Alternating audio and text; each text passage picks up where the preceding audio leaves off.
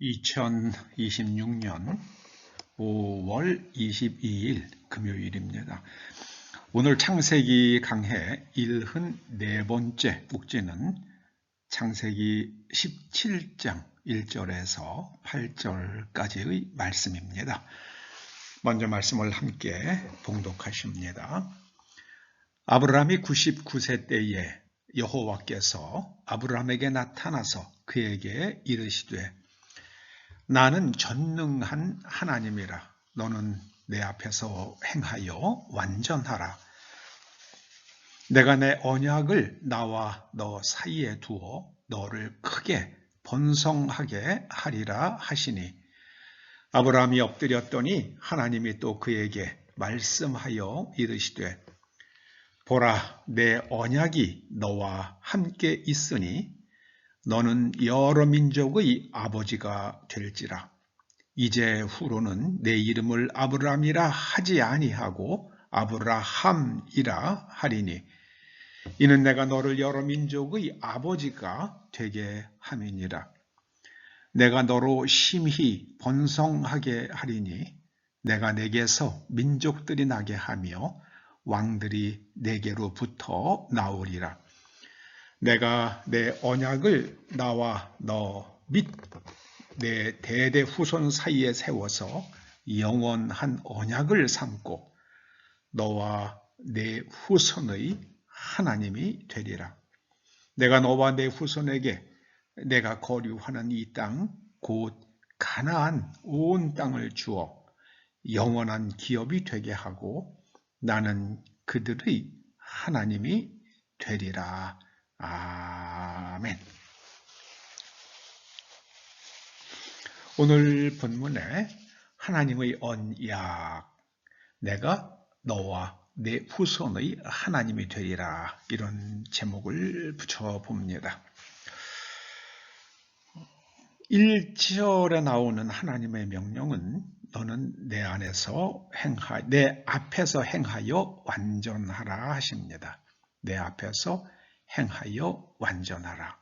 항상 하나님을 의식하고 내가 하나님 앞에서 살아간다는 그 생각을 잊지 아니하면 우리는 날마다 성장할 수가 있습니다. 그러면 하나님께서는 우리를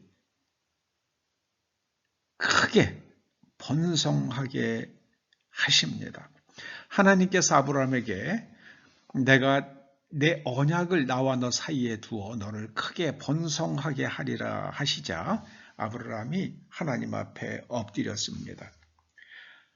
우리가 너무 좋은 말을 듣거나 그럴 때 간혹 이런 반응을 보일 수 있잖아요. 정말요? 정말 그런 일이 나에게 일어날 수 있는 겁니까? 그런데 하나님의 약속을 들으면서 아브라함이 하나님 앞에 엎드렸습니다. 하나님께서는 전능하시기 때문에 한번 약속을 하시면 그 약속을 반드시 성취하시고 그 약속을 성취하실 수 있는 능력과 변치 않는 의지를 갖고 계신다는 것을 알았습니다. 그래서 아브라함은 엎드렸습니다. 근데 하나님의 이 언약이 아브라함과 하나님 사이에만 유효한 것이 아니라 아브라함의 후손에게도 유효합니다. 이런 생각을 해볼 수 있습니다.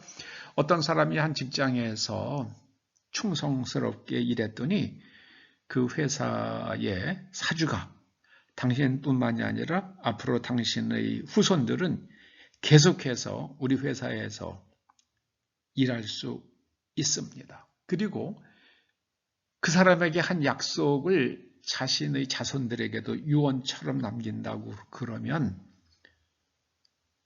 그 자손들이 얼마나 든든하겠습니까? 근데 그 정도가 아니잖아요. 이거는 한 사주의 약속이 아니라 하나님의 약속입니다. 하나님의 약속. 자, 그런데 하나님께서 언약을 주실 때에 그 언약의 당사자가 되는 순간에 하나님께서 우리들에게 약속하신 것을 다 이루어 주시는 것을 누리기도 하지만 동시에 언약의 당사자가 된 우리들에게 발생하는 의무가 있습니다. 첫째는요, 하나님을 인격적으로 신뢰해야만 합니다. 이게 믿음이죠. 그리고 하나님의 모든 말씀에 순종해야 합니다. 그리고 하나님을 찬양해야 합니다. 하나님을 높여드리는 거죠. 그리고 하나님께 늘 감사하는 마음을 가져야만 합니다. 오늘 본문에 보면 8절에 참 생각하기에 따라서는 굉장히 깊은 의미의 말씀이 나옵니다. 이렇게 말씀하세요. 내가 너와 내 후손에게 네가 거류하는 이 땅, 지금 아브라함이 가나안 땅에 머물고 있잖아요. 네가 거류하는 이 땅, 곧 가나안 온 땅을 주어 영원한 기업이 되게 하고 나는 그들의 하나님이 되리라. 이렇게 말씀하십니다. 가나안 땅은요, 물질 중심의 세계관으로 살아가는 사람들의 땅입니다. 가나안 종교라는 것은 물질주의예요. 물질주의. 그러니까 돈이 최고예요.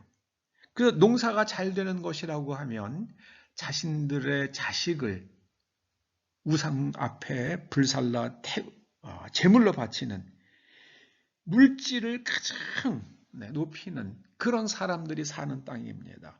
그런데 그 가나안 땅을 주시겠다고 말씀하십니다. 무슨 의미가 될까요? 너희들이 물질주의에 예속되는 사람이 아니라 물질주의를 다스리는 사람, 물질주의의 위에 있는 사람이 되게 해주시겠다는 말씀이죠. 여러분, 돈을 한번 생각해 보시자고요. 돈의 노예가 되면 정말 인간 이하가 됩니다. 저는 돈의 노예로 살아가는 사람들, 많은 사람들이 있지만은 특히 중국인들의 세계관은 정말 돈이 최고의 그 사람들은 정말 물질주의자들이에요. 그러니까는 병원에서 콩팥은 얼마, 무슨 심지어 심장은 얼마라고 가격이 매겨져 있다고 그러잖아요. 참 정말 어이가 없는 나라입니다. 그런데 그 물질주의에 젖어서 살아가는 세상의 주인이 되게 하시겠다고 말씀하십니다. 그 돈의 노예가 돼서 살아가는 것이 아니라 돈의 주인이 돼서 살아가게 하신다는 거예요. 여러분, 돈의 주인이 되면은요, 돈처럼 배반하지 않는 하인도 없습니다. 정말 유능한 하인입니다. 우리에게 많은 기쁨과 또 즐거움을 주는 하인입니다. 그런데 일단 주인이 되면 돈처럼 잔혹하고 무섭고 우리를 파괴하는 주인은 또다시 없어요. 하나님께서 가나안 온 땅을 주시겠다고 하시는 것은요, 너희가 물질주의를 극복하고 넘어서서 물질주의의 주인이 되게 하시겠다 하십니다. 그 말씀은요, 우리가 돈에 시달리지 않고요, 돈의 노예가 되지 않고 돈의 주인이 되어서 돈이 가져다주는 편리함과 즐거움을 누리며 살게 해주시겠다는 약속이죠. 그리고 한 땅은요, 여기서 랜드를 뜻하기도 하지만은 이 땅은 사실은 월드입니다. 월드. 세상이에요. 사람은 누구나 태어날 때마다 어떤 시간을 살아갈 수 있는 하나님으로부터의 큰 선물을 받죠. 그런데 그 삶을 통해서 무엇을 이룰 것인가? 그것은 그 사람이 하나님의 말씀에 얼만큼 순종하고 하나님을 기뻐하는가에 달려 있습니다. 여러분, 제가 여러분들에게 정말 간절히 부탁합니다. 하나님을 사랑하십시오. 그리고 하나님을 경배하고 하나님을 높여드리고 하나님을 찬양하고 하나님께 감사하고 하나님의 말씀에 순종하십시오. 그러면 여러분이 점점 성숙해서 세상의 이치를 깨닫고요. 그리고 자유로운 사람이 됩니다. 온전한 사람이 되고요. 성숙한 사람이 됩니다. 세상의 거짓에 속지 않는 사람이 됩니다. 돈의 노예가 아니라 돈의 주인으로 살아갑니다. 권력의 노예가 아니라 권력의 주인으로 살아갑니다. 저는 요즘 우리나라의 정치인들을 보면서 참 딱하다는 생각을 많이 합니다. 여러분, 정치인이 돼서 국회의원이 되거나 아니면 정부의 고위직의 자리에 앉거나 심지어 대통령이 된다는 것은 얼마나 큰 특권을 선물 받는 겁니까? 그런데 그 자리에 어울리는 인품과 그리고 능력이 갖춰지지 않으면 그게 어마어마한 재앙이 될 수가 있습니다.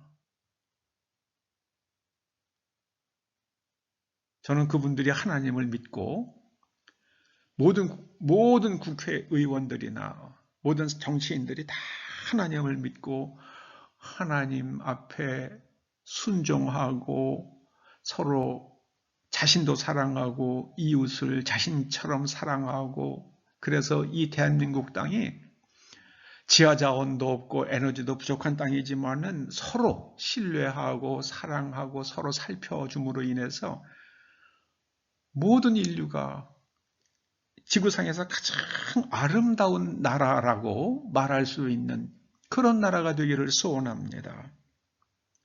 그 권력을 이용해서 자신들의 이익을 챙기려 한다 그러면은 다른 사람의 삶은 물론이고 자신들의 삶과 그 후손들의 삶도 파괴될 수밖에 없습니다. 하나님의 약속은요, 하나님께서 우리와 우리의 후손의 하나님이 되신다는 말씀입니다. 그러므로 우리가 하나님을 하나님으로 모시면 이제부터는 하나님을 믿고 그리고 하나님께서 약속하신 것을 이루실 수 있는 선하심과 그리고 전능하시오니 그 하나님을 찬양하며 기뻐하며 감사하며 또 하나님의 사랑을 받았으니 다른 사람에게 사랑을 전하는 그런 삶으로 우리가 점점 올라갈 수 있기를 간절히 소원합니다. 하나님께서 우리들의 하나님이시고 뿐만 아니라 우리들의 아버지가 되어주셨습니다. 하나님의 가족이 된 사람들로서 여러분 각자의 삶의 주인이 되셔서 돈의 노예가 아니라 돈의 주인이 되어서 하나님께서 주시는 풍성한 하늘의 삶을 마음껏 향유하시기를 주의 이름으로 축원합니다. 아브라함은 실제로 하나님의 약속을 받고 하나님 앞에 엎드렸고 하나님께서 그로부터 많은 민족들이 나오게 하셨습니다. 물질주의에 예속되어서 물질의 노예로 살아가는 사람이 아니라 물질주의의 주인이 되어서 돈의 주인으로 살아가는 우리와 우리의 후손들 될 수 있기를 간절히 축원합니다. 아버지 하나님, 우리로 가나안 땅이 우리의 영원한 기업이 되게 하여 주시옵소서. 예수님의 이름으로 기도드립니다. 아멘.